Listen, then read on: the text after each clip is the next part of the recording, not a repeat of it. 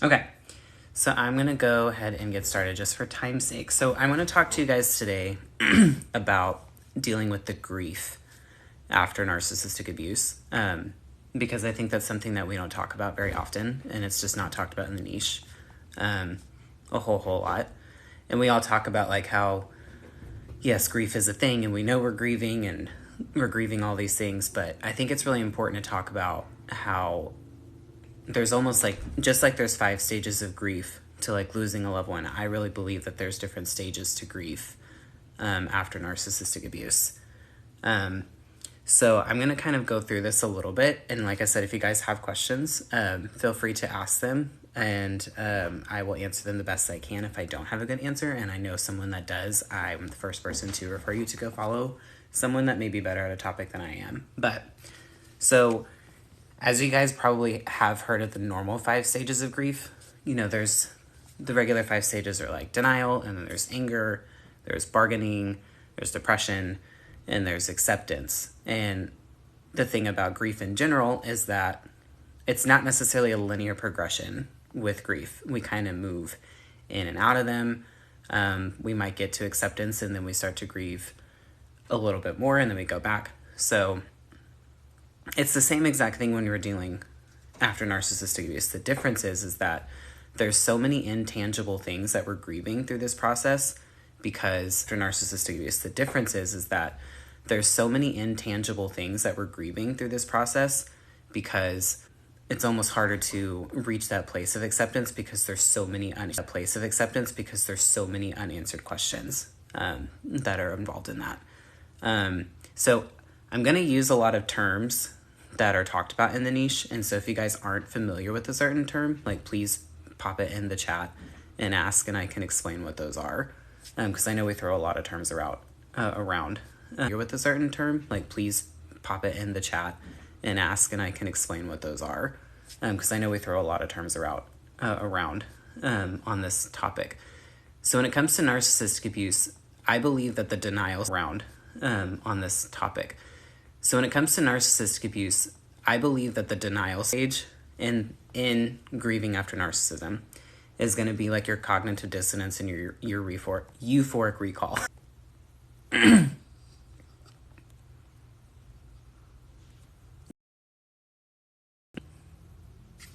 Sorry, my connection got spotty.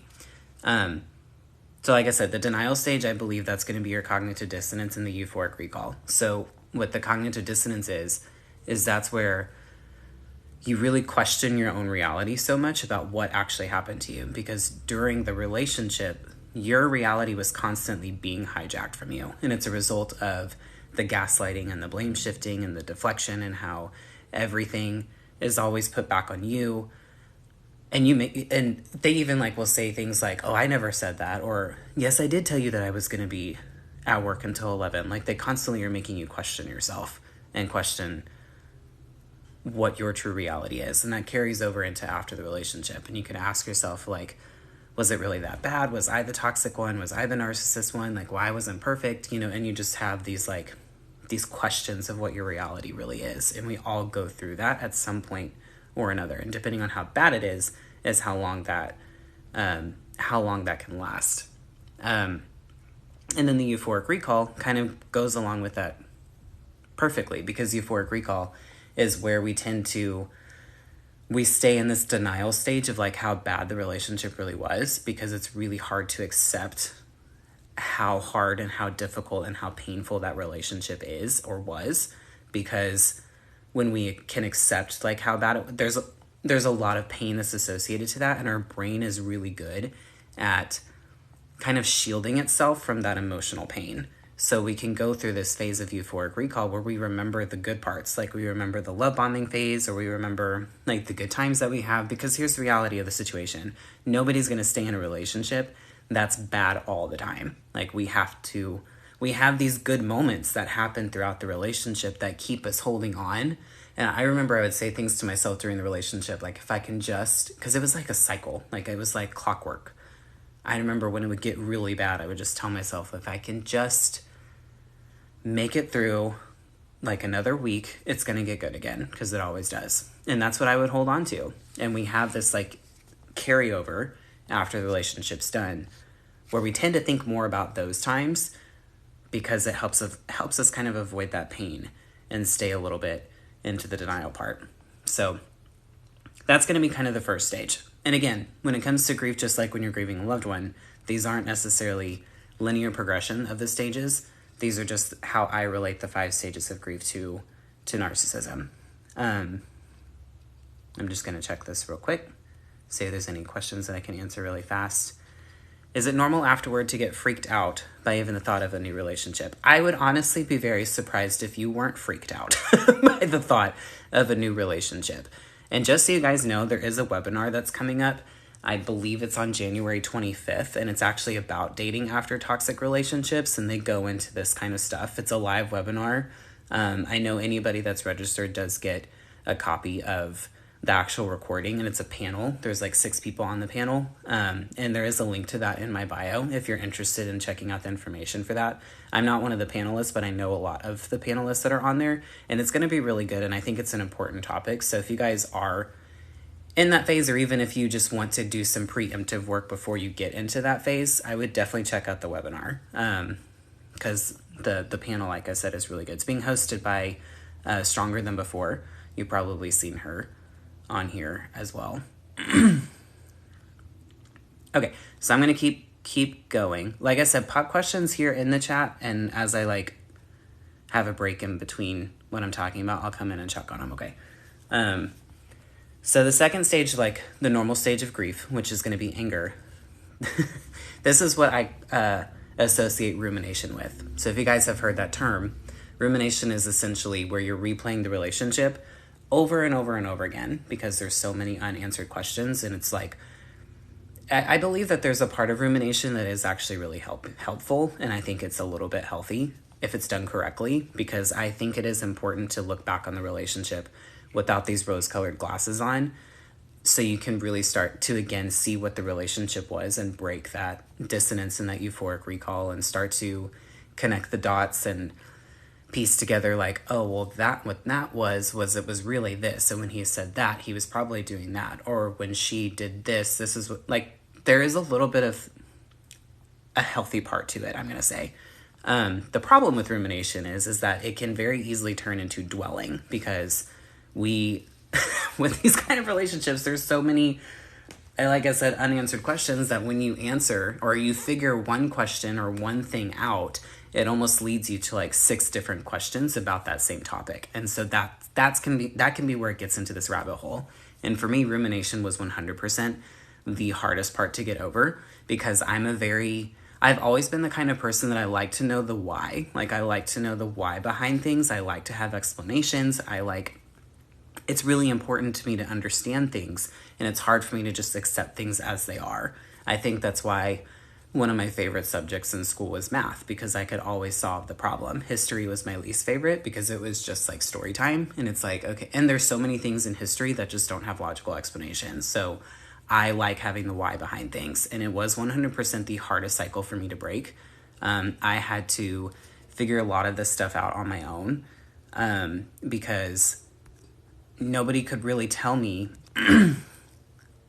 the day-to-day things to break this habit. And, they were trying to be helpful and say like, oh, well, he was just toxic, like, just get over it, like, move on and blah, blah, blah. And they were trying to be encouraging, but it just didn't work. And I was going to therapy too, and therapy was great. But as far as having like this day-to-day strategies of what to do, I had to figure all of that out on my own, which is why I wrote my course, which is called Breaking Free from Rumination, because I wanted people to have a set plan and have strategies laid out for them that I didn't have, because I could have gotten over all of this a lot faster had I just been given a roadmap. So that's the whole reason why I even wrote my course. And if you guys do feel like you're struggling with that, you can go to the link in my bio, and you can check out the course there. There's a free preview to it, and I promise you, just having a plan and just having strategies to use on a day-to-day basis, that's what it's going to take to help you get out of this rumination cycle, because rumination is essentially nothing but a bad habit, and a bad habit just doesn't go away on its own. If you're trying to get healthy again, or you're trying to quit smoking or anything like that, you have to replace bad habits with good habits. So that's the whole design of the course. Is it's literally walking you through everything that I did to get out of that cycle. So again, it's called Breaking Free from Rumination course, How to Regain Your Peace and Clarity After Narcissistic Abuse. And that is in the link in my bio as well. So that's going to be like the anger stage of the grief after narcissism. Now, keep in mind that sometimes anger can also show up in the form of questions like, well, why did they do that? Or what did I do to deserve this? Or, was any of it real? These feelings that you have are very justifiable. And the hard part about this, which we'll get to in a second, is about just reaching that acceptance and understanding that there's a difference between understanding something and accepting something. And we're not always going to understand this. Actually, we'll probably never fully understand why they did what we did because we're not like them. But that doesn't mean that we can't get to that phase of acceptance, which I'm getting a little bit ahead of myself. So I'm going to keep going. Let me check the questions really fast. Thank you guys for the candies and the ice creams and all that stuff. Those are cute.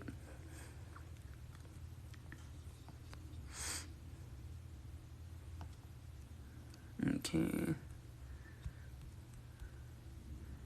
Is it normal to still be bothered after a year? I sometimes find myself really bothered still. Absolutely. And here's the thing, when it comes to, there's no timeline when it comes to your own healing because we all went through different levels of trauma. We also have different backgrounds of trauma. Some of us have had the opportunity, it's a way to look at it, opportunity to build more resilience for things like this than other people have had. So we can't judge how long it takes us to heal from this based on other people's timeline. So I think that as long as you are putting in healing work of reclaiming your life step by step and day by day, then yeah, I think everything that you feel is normal and acceptable because there was such a deep level of betrayal from these kinds of relationships.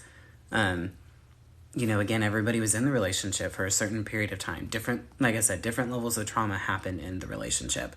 So I don't think I'm ever not going to be bothered by what my ex did to me because it was so unjustifiable, if that makes sense. Now, does it bother me on a day-to-day basis? Can I talk about it without getting emotionally attached to my own story now? Yes, all of that is still true. But am I ever going to not be bothered if I run into him at the grocery store? Probably not. He caused me trauma. I really have no interest in ever seeing him again. I don't want to. Does that mean I think I'm going to have a full-blown panic attack if that ever happens? No, I think I'm far enough along at this point where that wouldn't happen. But that doesn't mean I wouldn't get bothered by it. So yeah, you may have a random memory that pops up in your head, or you might drive by the old exit of their house or something like that and a memory pops up and you get bothered by that.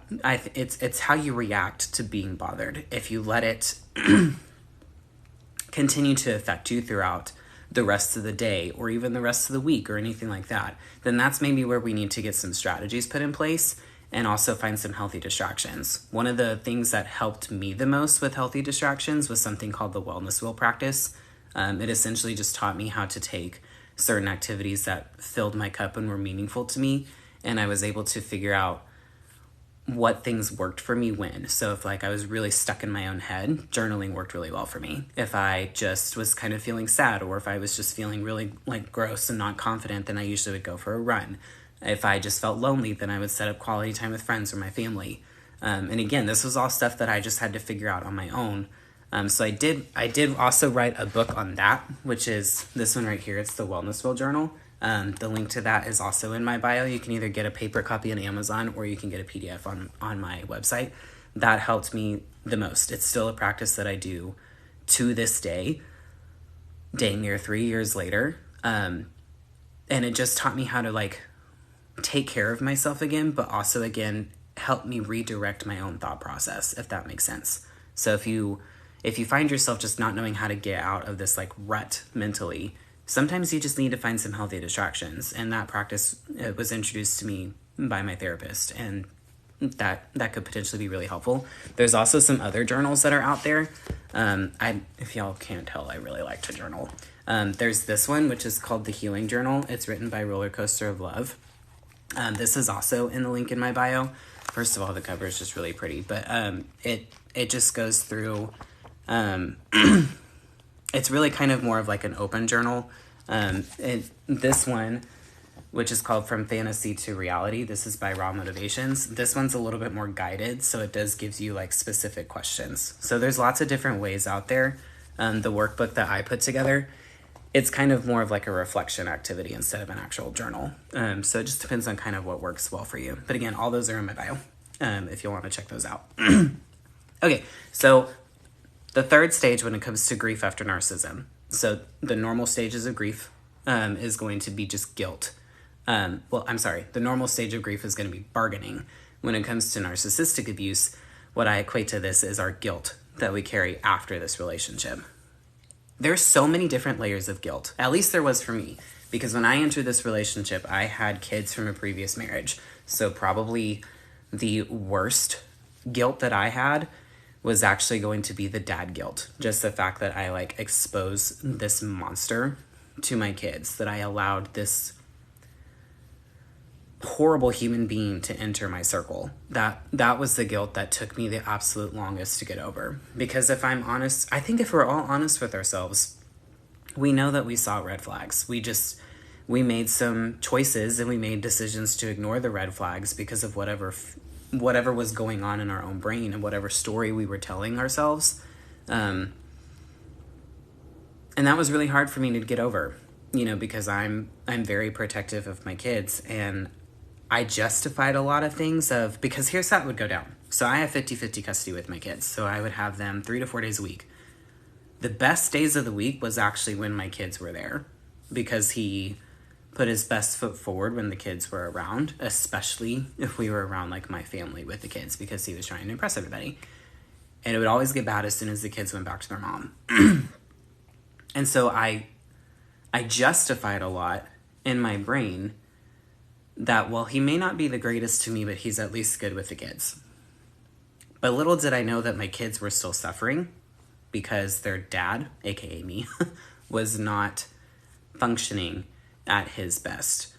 If you put like a stress scale on a scale of 1 to 10, I was constantly operating at like a 7 out of 10. So if something would happen with the kids, like kids do, at the time all 3 of my kids were under 6 years old, they spill. They make mistakes. They're children. They're supposed to do these things. So I remember there was this one time that my son, he was like messing with stuff in the fridge, and he grabbed a jar of pickles and he dropped it. And I had tile in the kitchen. And so of course it was a glass jar of pickles and it shattered everywhere. So something that would normally only put me on like a 4 out of 10, because my baseline was a 7 out of 10, how do you think I reacted? I had a meltdown. Like I had an absolute meltdown over freaking pickles that were dropped on the floor. And it was in that moment.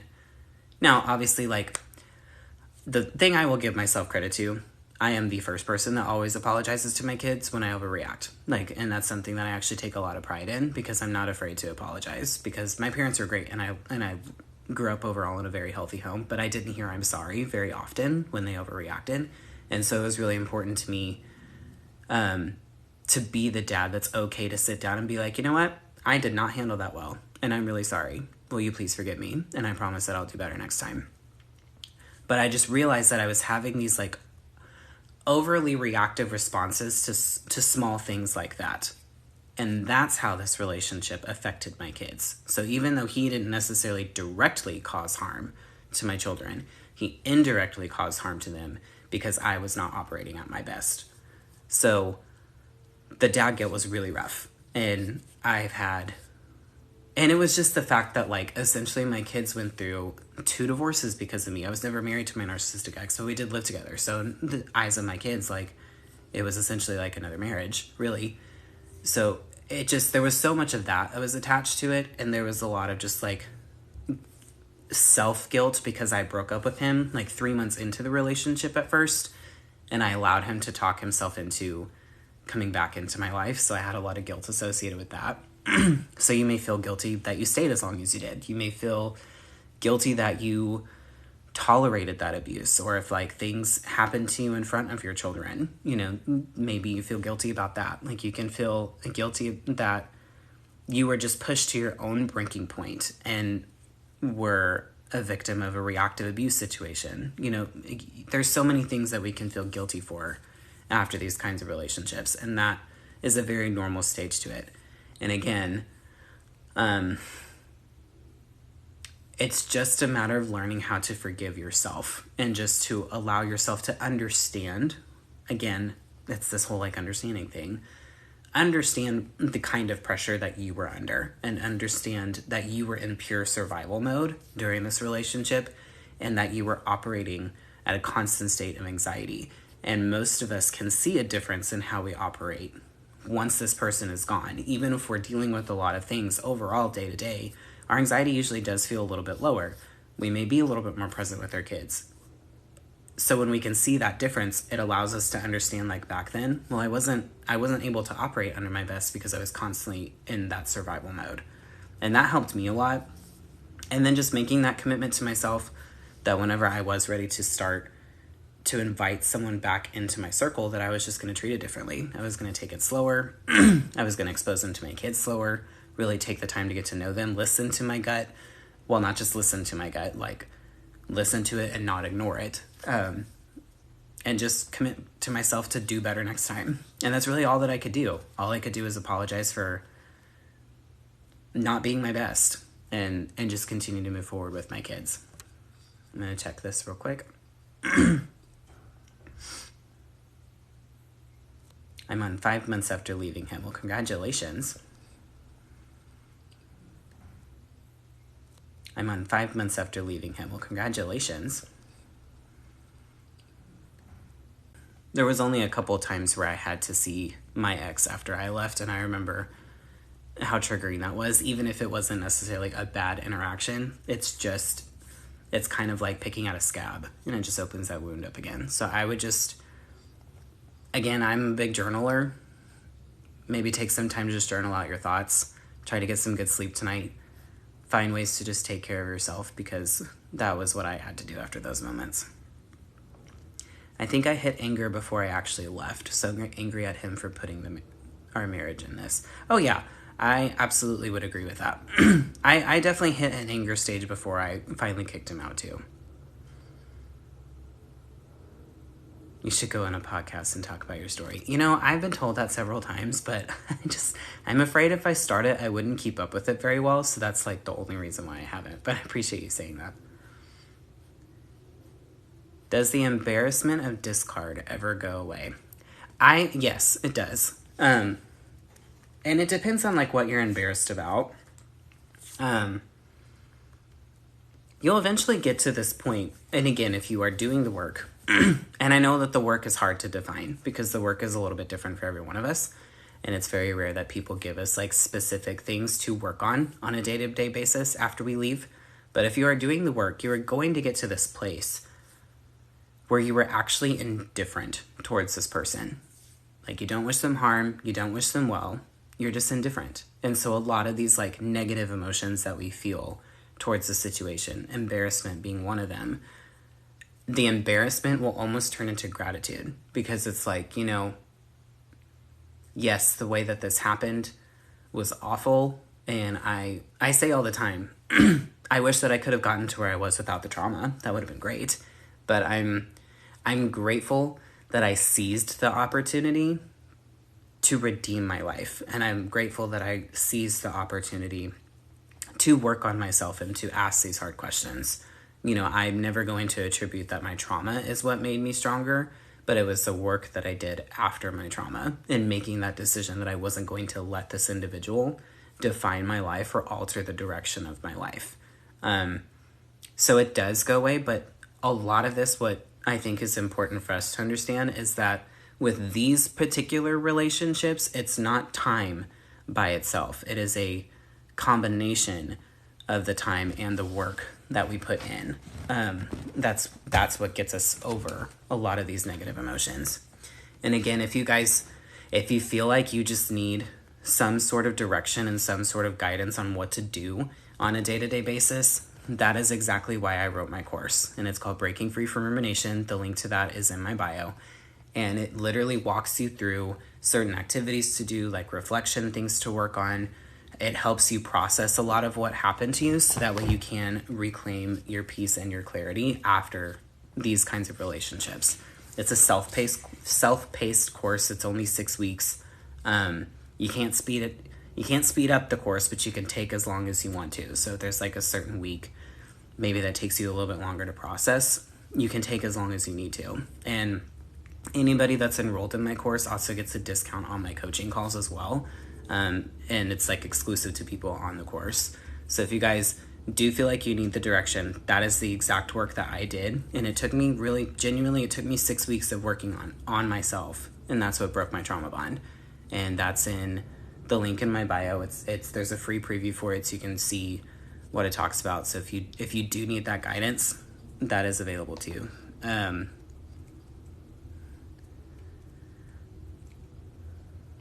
just reading through this really fast.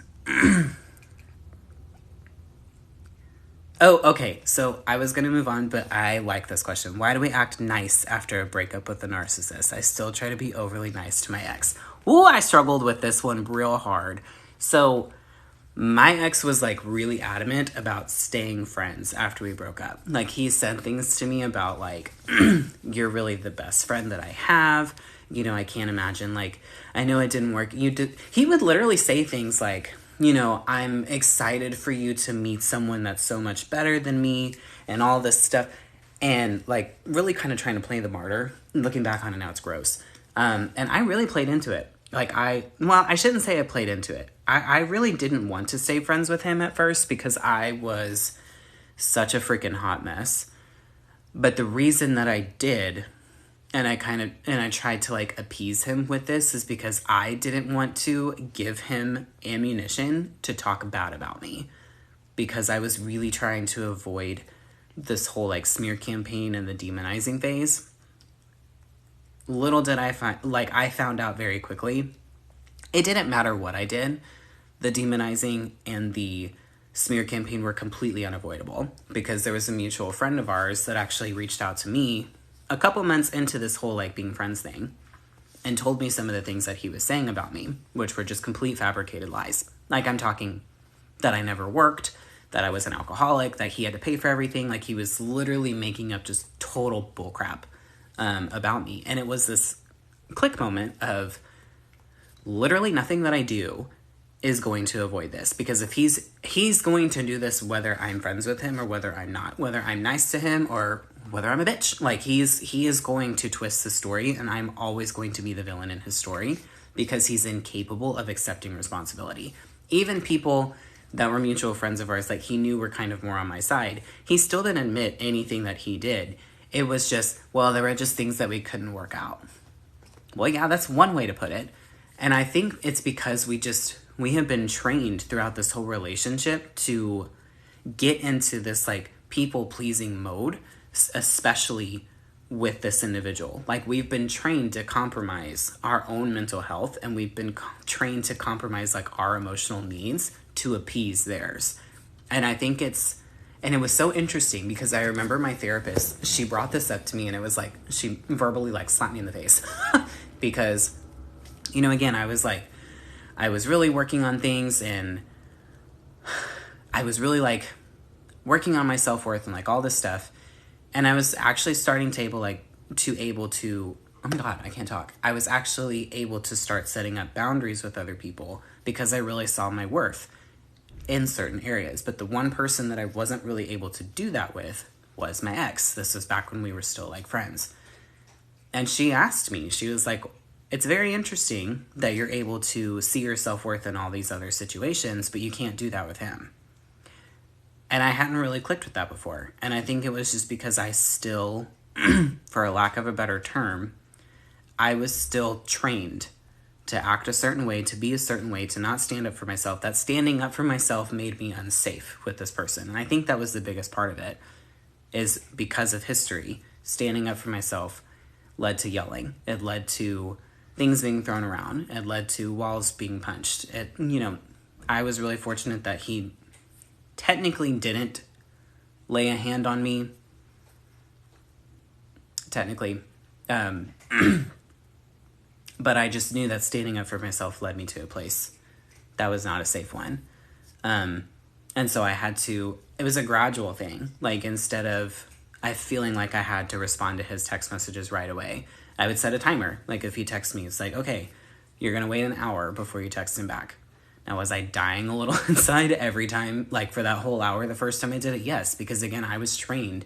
If I don't text him right away, it leads to a fight. It leads to things not being safe when I go home. And then it turned into, if he called, I didn't answer the call, I would just text him back. And then it just progressed to where like I either wouldn't text him till the next day or like whatever. And I started to actually stand up for myself. There was one time he tried to talk to me about the person that he was seeing and dating, which, whether that was true or not, I just told him, I was like, I'm not interested. Like, I don't know why you're wanting to have this conversation with me. It's not really appropriate. And it happened, and it built over time. But I had to realize like why it was happening, because if you don't understand why that's happening for you, it's going to be very hard to remediate and really hard for it to correct. So that was a really good question, because I definitely went through that. So, okay, so back to the stages of grief. So again, a normal stage of grief is, or not normal, but like the traditional stages of grief, one of them is going to be depression.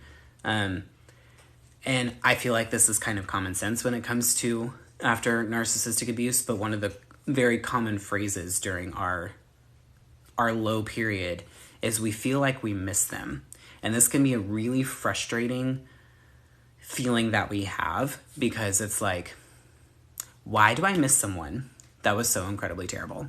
Like, it's kind of like we have a head knowledge of who this person is, and then we have a heart knowledge of who this person is. And it takes a long time for our heart to catch up to our head, because we can start to explain things about this person and start to see them for who they are logically a lot longer before we start to feel it emotionally. And that can be really frustrating, because I remember thinking, like, why do I miss someone that was so terrible to me? Like, this doesn't make sense. And a lot of this is just based on feelings of loneliness, or just feeling stuck in where we're at, or, just that lack of motivation. And, I see someone just comment because we're addicted to them. And that's a big part of it too. They're starting to classify this as like a love addiction. And I know that sounds a little corny, but that's almost exactly what it is. And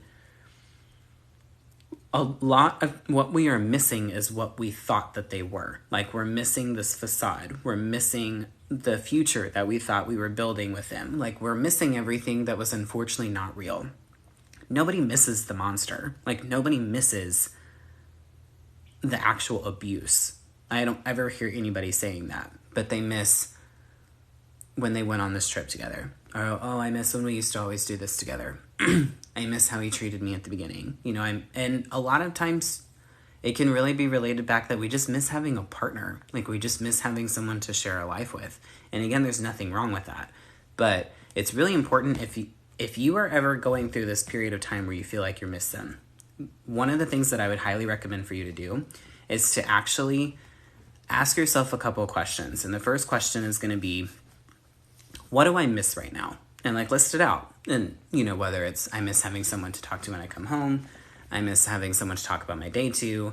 I missed, just having the comfortability of like being intimate with the same person. Like, just write all these things out. Then the second question to ask yourself is, did they give me what I needed in these areas? So when I was working through this, every single thing that I missed in that moment, when I really asked myself, like, did he give me what I needed in these areas? The only thing that he did well was cuddling at night. And let's just be honest, my cat does a great job at that. So if that's the only thing that he actually gave me, that's not speaking very well to his skills, if my cat can do the same exact thing. And then the third question that I asked myself is, what do I not miss about this person?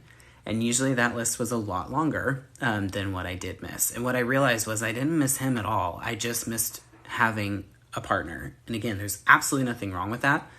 But it's allowing yourself to like acknowledge the fact that the emotion is there, but bring a little bit of logic back into the picture, so that way we don't make an emotionally driven decision, like break our no contact, or like reach out to them, which is breaking no contact. But you know what I mean? Like, where we're getting ourselves down into a slippery slope. And that helped me a lot, because there was one day where I was this close to texting him back and asking him to come over so we could talk things out. And I went through this list, and by the time I was done with it, I was like, yeah, no, never mind. I'm good. And again, a lot of these like strategies and stuff that I did, I had to figure them out on my own. Like there was so much of this that it just felt like this mental gymnastics game that I was dealing with. And it was really hard. And that's exactly why I do what I do, is because I want to be able to give people the resources and knowledge and opportunities that I didn't have at the time, because I wasn't on TikTok back then. I didn't know about any of this. Okay, so the last stage of grief that we'll talk about is going to be the acceptance stage. This part's really, really hard. And the reason why it's so hard for us to reach acceptance is because there are so many unanswered questions. And when you do answer a question, like I said earlier, it usually leads to like 10 more questions. And especially if you're the type of person that really wants to know the why, and not even wants to know the why. We crave justice so bad. We just want people to know we wish that people knew who this person really was. We wish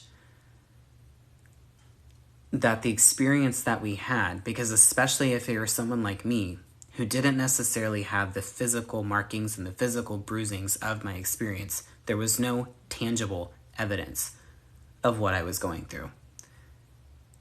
And I just remember thinking, I just want justice. I remember saying that to my therapist. I want the truth out there. I want people to know exactly who this person is. But there was no way for me to really do that without me just looking like some petty ass ex. You know what I mean? And I also didn't want to reduce myself down to his level to where it looked like I was doing like my own smear campaign. And it just was so freaking frustrating, because I just wanted him to be held accountable.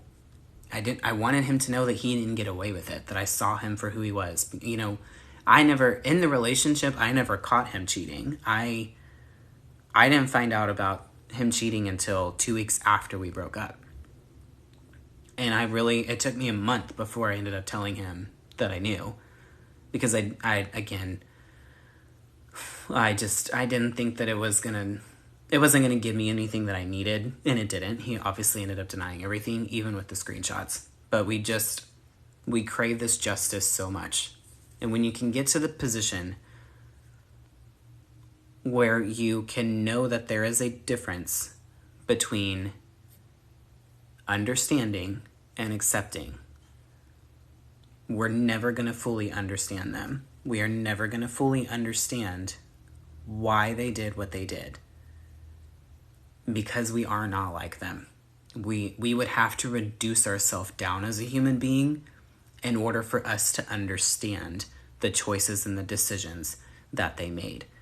But that doesn't mean that we can't reach acceptance. It's just accepting the fact that we will not ever understand everything. It's accepting the fact that this person just is who they are, that there was nothing that we can do to avoid what happened, in the sense of like, we couldn't have done anything better to change them. Like, there was nothing that we could have done to make them better. There was nothing that we could have done to prevent them from cheating and to prevent them from gaslighting and blame shifting and doing all of these things that they did to us. There's nothing that we could have done, because they just are who they are.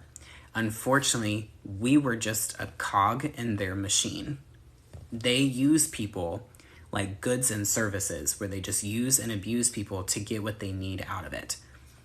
And when you're able to just say this to yourself over and over and over again, because it takes a while to really accept there was nothing that I could have done any better. I could have been the perfect partner, and they still would have done what they did, because it's just who they are. And we know this because as we start to piece things together, at least for me, I was able to start piecing things together and realize he does this with everybody. Like he goes after guys that are either in the closet still or newly out, so they're easy to manipulate because they don't know the community, they don't know the norms. He stays friends with people, he stays connected to people financially certain ways, like with his ex. Prime example, his car was in his ex's name, so he was sending his ex car payments every month, and it was very obvious that his ex was still hung up on him just based on the text messages that I saw. And then when he and I broke up, he wanted to stay on the same phone plan together. I'm like, no, people that break up don't just stay on the same phone plan together. Like, that's like, no. So it's like he constantly would try to keep himself connected to these people, and he just used people for things. And there was nothing I could have done to make him change. He at some point has to make the decision to change on his own. And the reality of the situation is it's very unlikely he'll ever make that change. And once I was just able to accept the unavoidability of so much that had happened to me, it also allowed me to depersonalize a lot of what happened to me. And what I mean by that is I was not internalizing his actions as a reflection of my lack of worth anymore. And that's really, really important because, again, they didn't do any of this stuff to you because you're not valuable. They didn't do any of this stuff because you aren't worth being loved and you aren't worth belonging. You are worth all of those things. You just unfortunately were with a person that is incapable of that. And we hear it all the time on this niche. A lot of times they chose you for a reason, you know, whether there was something about you that made them choose you. You know, they reflected a lot of your good qualities to allow you to fall in love with them faster. Like there's a lot of things about that. That's very true. So when you're able to accept the loss of the relationship, when you're able to accept that there are just things that you're never going to know. Like you're never going to know the whole truth. There's just accepting who they really are as a person and that there's nothing that you could have done. And also understand you're going to reach different levels of acceptance as you're moving through this and as you're healing from this. Again, all of the stuff I've talked about is not necessarily a linear progression of what happens. You move in and out of these stages. So you might accept certain parts and then you get right back into the anger stage and you get back into the depressive stage, or maybe you kind of have some dissonance on certain things and then you accept that. And it's really fluid. And that part, from my experience, the heaviest part was that 6 weeks that I talked about. And it was that time that I was really focused on my healing and breaking the trauma bond, breaking out of the whole like obsessive thinking cycle and like all this stuff. That's what I did a lot of that work on. But that doesn't mean I was completely healed after those 6 weeks. That was just me getting over that first really big hurdle. There were things that still would pop up. I mean, if I'm honest with you guys, there were things that popped up a year and a half later that I just was like, oh my God, I never connected that before. Now, did it set me back to square one like it did when I was first in the middle of all this? No, because at this point, like I have strategies set up and I have reached a lot of level of acceptance and I understand so much more and I know more about narcissism and I see myself in a much different light than I did 3 years ago. But it was still this like, oh my God, that happened. And instead of it being this like big emotional reaction, it was kind of more like, what an ass. And then I just kind of moved on, you know, so that's and yeah, it can still be really frustrating if things like that pop up because you just want to be done. Like you just want to be done remembering things. But unfortunately, there were so many things that were suppressed during this relationship, to keep yourself in survival mode, that they just kind of pop up. They pop up. I believe they pop up when you're ready for them. I don't think that we ever arrive at this place of healing. I think we're constantly moving into a different place and almost like a different platform. I always picture it like a staircase. Like we go up a certain level of stairs and we reach this platform. And then we can kind of hang out on this platform, celebrate the work, celebrate the healing, the upward journey. Oh, hey, Brie. And then once we're here, it's kind of like our psyche comes in and says, okay, it's time for the next phase. And that's maybe whether something happened that triggered you, or maybe you remember something from your childhood, or you realize that there's still some latent insecurities that are there. And it's like, okay, we're on to the next flight. And so then you go on this next flight of stairs and then you reach that platform and you get to hang out a little bit. That's how I've always viewed healing, is that you have these periods of time where there's a lot of intense work that you have to do. But then you can have like a little bit of a resting point where it's not that you're done and it's not that you're not still putting your stuff into practice and all of that. It's just you're not having to like really make that upward climb. Like for me, that first 6 weeks, that was my biggest steep, most steps, like all of that. That was the hardest part of this. But I don't have to I don't have to do that anymore. And every time that I was re-triggered, even after that, I didn't have to put that amount of intense work after that. Now the stuff I get triggered about, and now the stuff that pops up, is things that I've dealt with since I was a kid, because I had to like deal with all this other immediate trauma first before I can work all the way back through that. So I hope that kind of helped you guys understand the grief after narcissism a little bit more. I have about 20 more minutes until I need to hop off, so this can just kind of be like an open Q&A time if you have questions about like resources or just about healing after narcissism in general. I have about 20 more minutes, so I can hang out and answer questions. I'll scroll through to see if there's any more on here while I was chatting. Let's look.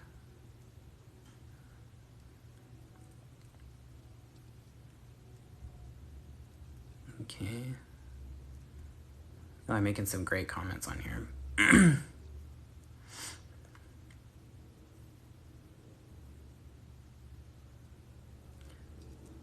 Okay. Is it considered abuse if they promise to come back to you knowing that they're not? Well, if anything, it's definitely considered manipulation. And to me, manipulation is emotional abuse.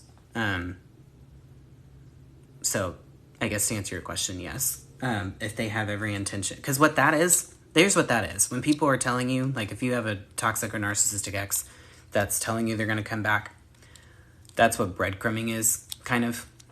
It's either breadcrumbing or future faking. You can hear a lot of like, I just can't do this right now. You know, like we just need some time, like maybe later down the road or blah, blah, blah. It's very common that they don't just like do this final break. And the reason that, like my ex even, he didn't do it a whole lot with me because he was smart enough to know I was done, because he crossed a line with me the day that I broke up with him. He crossed a line that I couldn't go back from, and I think he knew that. But he did that with his family a lot. Like at the very beginning, I know for a fact he told his mom that we were on a break. And I'm like, no, homeboy, we're not on a break. Like, I kicked you out. Like, your stuff is out of my house. You're crashing on your, well, at the time I didn't know this, but he was crashing on his friend's couch. Like, but he was telling people, I know he told his mom, and there was like 2 of our mutual friends that he said that we were just on a break. So he was like, even doing that with them, which I thought was really weird.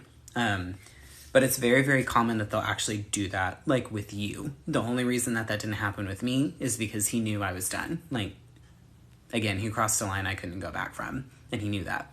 But they'll kind of, like, give you this false hope of the future, you know? They'll probably tell you, like, oh, you'd be shocked how many people on my coaching calls, and my ex did this too, where they all of a sudden say that they're in therapy. Oh, I've been going to a therapist for a month. Blah, blah, blah. And I can almost guarantee you they're not going to a therapist. They're just saying that probably because you asked them to go to therapy throughout the entire relationship. Unless they actually show you receipts from the therapist. And it's because they want to keep you in this false hope, this false fake... Oh my gosh, I really can't talk today. They want you to have this, like, false sense of the future because that keeps you attached to them in some way, form, or fashion. So that was a really long-winded answer of saying, yes, it is emotional manipulation, which is also the same thing as emotional abuse. If you're constantly being manipulated in a relationship, you're being emotionally abused, for sure.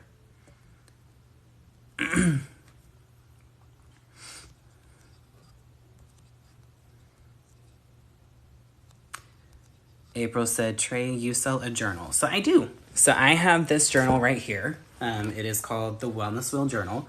This is part of the 6 weeks work that I did that really helped me start to redirect my thought process and start to kind of have these healthy distractions set up. And also really allowed myself to just learn how to take care of myself again.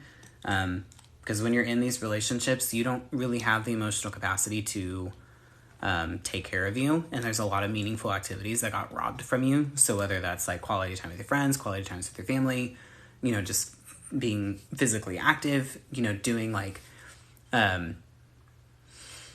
don't know, some people like are really crafty. So I've had that on coaching calls a lot. I can't tell you the last time that I crafted or I drew or I painted or like whatever. And so what it does is it kind of helps you rediscover these things that were once meaningful to you that actually got robbed from you in some way, form, or fashion. So it's pretty easy. The way that it works is that you essentially pick these different categories that you do activities in. So you would do, like, mine were physical health, mental health, quality time with friends, quality time with family, my spiritual life, and at the time I was single, so I put dating on there. And then you just kind of check in with yourself every single day. So you put, like, your categories up here, and then you put what your activity was for the day, and then there's just a couple questions that you answer. So it's a little bit more of a workbook than an actual journal, because it does, like, some reflecting work of, like, well, what went well? When did I feel my best today? What did I struggle with today? And then at the end of every week, there's a separate check-in that you do. And what this did is it actually helped me realize what self-care activities I needed when. So if I'm struggling with insomnia really bad, I know that I need to journal, because that means my brain's just really, really heavy. If I'm just not feeling very confident in myself, or I just feel gross, it's probably because I haven't worked out in a couple days. So I just need to make sure I prioritize working out. Now, one thing I always tell people when you're working through this, and I even have it written in the journal, don't expect yourself to hit all of your categories every day. Like, that's kind of an unrealistic expectation. But you just want to, what it does is it just trains you to be thinking about, how can I take care of myself today? Even if the best thing that you could do that day was you did your nighttime skincare routine. If that was the only thing you could do that day, that was the best that you could do, hey, give yourself that credit. I'm a paper guy, so you can get the paper one, the actual printed version on Amazon, and that's on the link in my bio. But there's also a PDF version that you can download and just print out yourself too, if that's easier, and that is also in the link in my bio. They're both there. A lot of people also use that journal in conjunction with my course, because I do talk about that in my course as well, about how you can start to relate the meaning, or integrate the meaningful activities back into your day-to-day life. So yeah, it pairs really well with my course, which is Breaking Free from Rumination. And again, that's also in the link in my bio. That's the exact 6 weeks that I did, exact work that I did during the 6 weeks to break my trauma bond. Your Stop Rumination course and the Inner Peace course are amazing. Well, thank you, and helping me so much. I'm really glad to hear that. I appreciate that, Holly. Can you show the front again? Yes, sorry. I'm bad at this part. So it's the Wellness Well Journal, Journey to Balance You, Amazon links in my bio, and it's also on a PDF version. Another good book recommendation, this is such an easy read. It's called Love You More by Dr. Carrie McAvoy. This book is so good. Like, it is so good. I'm not a huge reader, I'll be honest with you guys. And I actually had to stop reading it because I started reading it during this past semester, because if you guys don't know, I'm in grad school. I had to stop reading it because I was reading this over my schoolwork because I just couldn't put it down.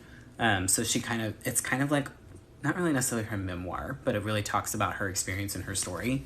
And it just really it opens your eyes to how similar all of these people really are. Like, I swear to God, they operate from the same playbook. It's ridiculous. She says, I love you. I want to order everything. You're so sweet. Where do I find everything you offer? So there's a link in my bio. It's a Beacons link, and that has all my resources on it and other resources too. So it has, like, my coaching services, my course, my book. All of it is in there. The course, just so you guys know, it's $65, but you can break it up into 3 payments of $24 if that's easier. My book's only $24. I'm trying really hard to create resources that don't break the bank, because that's not why I do this. It is my job, so, there has to be that. Well, you know what I'm saying. But I don't do this to just make a bunch of money, if that makes sense. It's a 6-week course, technically 7, because there's an introductory week to it. And the course is self-paced. It really allows you to just have a plan, because sometimes we just need a plan. I so wish that I had just was given a plan. Like, I just need a playbook. I just tell me what to do and I'll do it. And that's why I wrote it. because I know how isolating this feels. I know how confused I was, and I know how desperate I felt just to feel normal again. And that's why I did it, because I know I'm not the only one that felt that way. And I wanted you guys to have the resource that I didn't have back then, that I so desperately wanted. Do you ever feel sad, or how clearly mentally unwell they were? I can't stop wanting to still care. I think that is a great question. Absolutely. Because when it comes to him as a person, overall I'm indifferent. I don't wish him harm. I don't wish him well. But I'm also like, I'm going to school to be an occupational therapist. Like, the thing that I am doing with my career, with this and as an OT, is to help people become a better life. Like, that is something that I am very, very passionate about. So when I see someone that is trapped in this cycle, they are having to start their life over. And it's never if they're going to start their life over. It's when. Like, it may be 2 years from now. It may be 2 months from now. Between his ex-husband and me, the dude moved every 6 to 8 months. And there was a 3-year time period between the two of us. Like, God, what kind of life is that? Where you just don't have quality relationships, where you can't sustain friendships, where you're constantly having to pick your life up and you can't establish yourself and have roots somewhere and leave a legacy. Like, he's not going, unless he makes some kind of drastic change one day, which I don't think is going to happen, but whatever. He's just going to be one of these people that just came in and out of the world, like doesn't leave a legacy, like doesn't have anything to show for his life. And I pity that. Like, I can look at that situation, and again, I'm not emotionally attached to that anymore like I was. But I don't want that for anybody. I hate that for him, because I think that he's capable of a lot more. But it's also not my problem.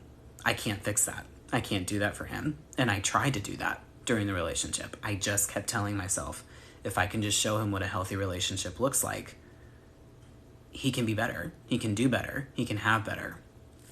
But he has to want that for himself first. He has to want to take care of himself for his own well-being. Not for me, not for my kids, not for my family. He has to want to be able to do that for himself. So absolutely, my heart breaks for people that won't have a quality of life that I'm building for myself, because they can't get out of their own way. The difference is, I have now learned to not compromise my own peace because I want it more than them. You can want that for them, but it also not be your problem. And that's what's really, really important. You can empathize and you can sympathize, but don't absorb it. It's not your problem to take on. We all got our own stuff we got to figure out. And if you've given somebody the space to change, and instead of them appreciating that tenderness from you, they use it to abuse you, let them go. Because you've already given them that opportunity to have that. I love my fiance to death, because he's so cute. He had, we'll just say, a colorful past in his 20s. And he says all the time to his friends, he's like, yeah, this man changed me, when he's talking about me. And I correct him every single time. I'm like, no, I didn't change you at all. First of all, he wasn't a problem child when I met him, but I would say that I'm his first real adult relationship, and we took things very slow at the beginning. And I tell him, I'm like, I didn't change you. I gave you the space to grow. I gave you, I think the people that he was with in the past, always saw him as the party kid, if that makes sense. So they just didn't expect anything. They didn't expect him to accomplish big things and all of that, because they had this certain viewpoint of him. But I didn't know him back then. I met him after he had already had that phase of his life out of the way. Because we all kind of go through it. I mean, we're all a little crazy in our 20s.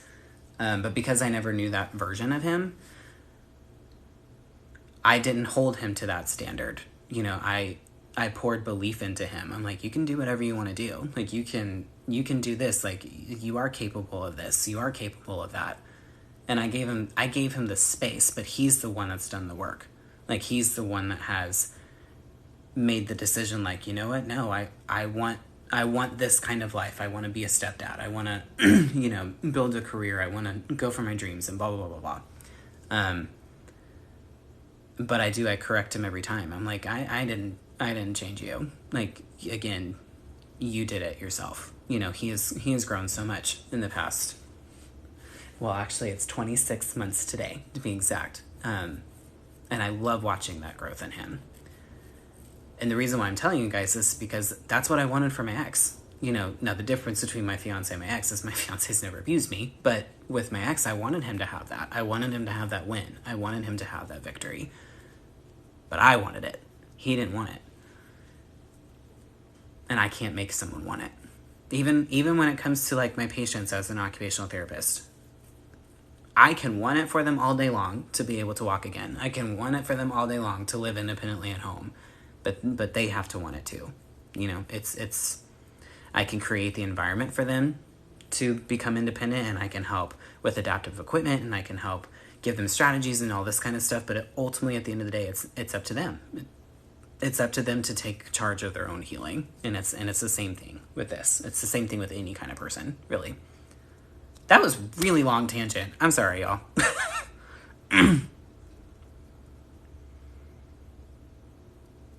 Okay, I have like 5 minutes left.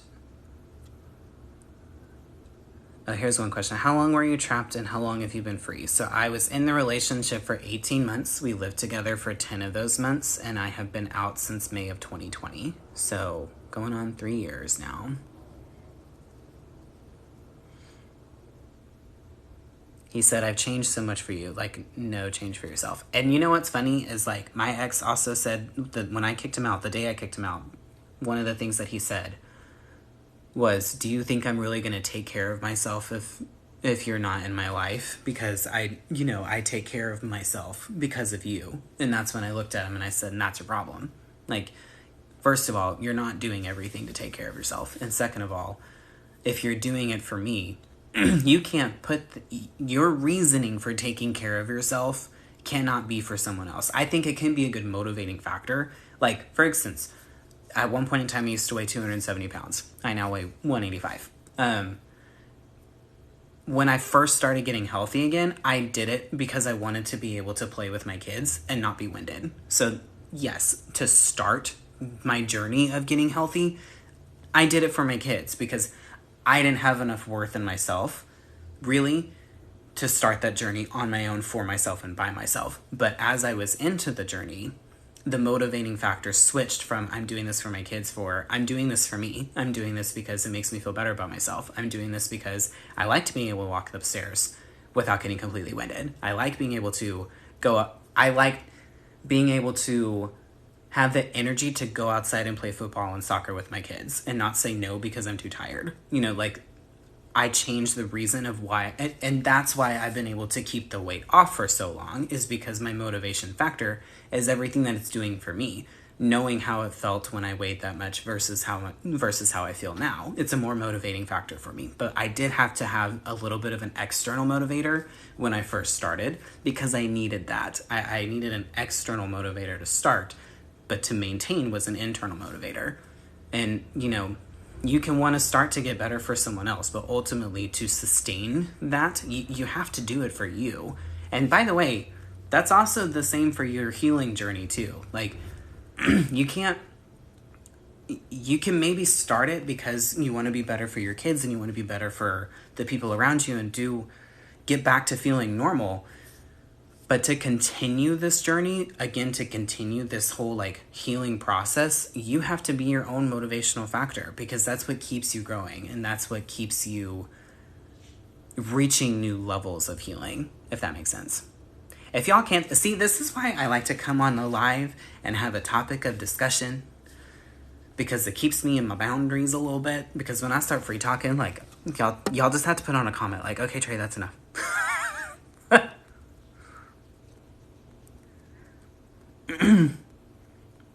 Okay, you guys. I'm going to have to wrap it up so I can get ready for date night. But again, if you guys are interested in any, I have so many resources on the link in my bio. I have, there's links to 2 different webinars that are coming up. I still have a few spots open in the group coaching that I'm starting in January. The first day is January 7th, and I'm doing that with Dr. Carrie McAvoy. My course is in there. My book is in there. Other people's books are in there. There's also, oh my gosh, I forgot to say all this too. I do also do a free monthly newsletter as well. I'm never going to charge for it. If you guys would like that to be subscribed to that, that's the link in my bio as well. So just go in and check it out. Everything is in there. I just want you guys to have the resources that I did not have. Because I know what it feels like. I know how lost this can make you feel. So I do have a lot going on. Yeah, I'm a glutton for punishment, I guess. I'm in grad school, doing group coaching, one-on-one coaching. I have a lot. But I like staying busy. I do. So yeah, all of that is in there. And if you guys have any questions, don't hesitate to leave comments on my videos. I do a lot of question responses for videos as well. Make sure that you guys are also following me on YouTube. I put longer videos that go into more depth about certain things than I do here on TikTok or Instagram. And then I'm also on Facebook as well. And again, links to everything is in there, but make sure that you guys check out all those resources, and if something speaks to you, it's there for you. I appreciate you guys being on here today. I hope you were able to take something tangible from it. I appreciate all the support that you guys continue to give me, and it's an absolute honor that I get to do what I do. Y'all make comments a lot about how much I've helped and I've changed, your life, and it always overwhelms me when I get those, but I hope that you guys also know how much you have done to change my life. And I really, really appreciate everything that you guys say and do.